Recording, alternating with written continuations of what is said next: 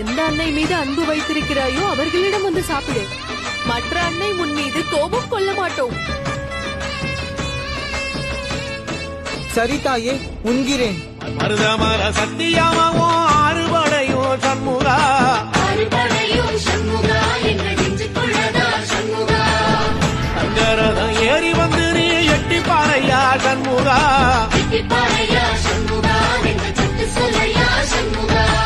எந்த அன்னை மீது அதீத அன்பு வைத்திருக்கிறேன் என்று யார் என்னிடம் கேட்டாலும் அதற்கு பதில் இதுதான். உங்கள் மகன் அனைவரின் மீதும் சமமான அன்பு வைத்திருக்கிறான்.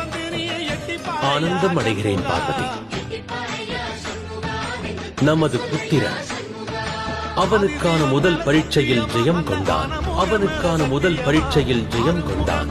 அன்னைக்கும் மகனுக்கும் இடையில் இருக்கும் பாச உணர்விற்கு புது இலக்கணம் வகுத்தான்.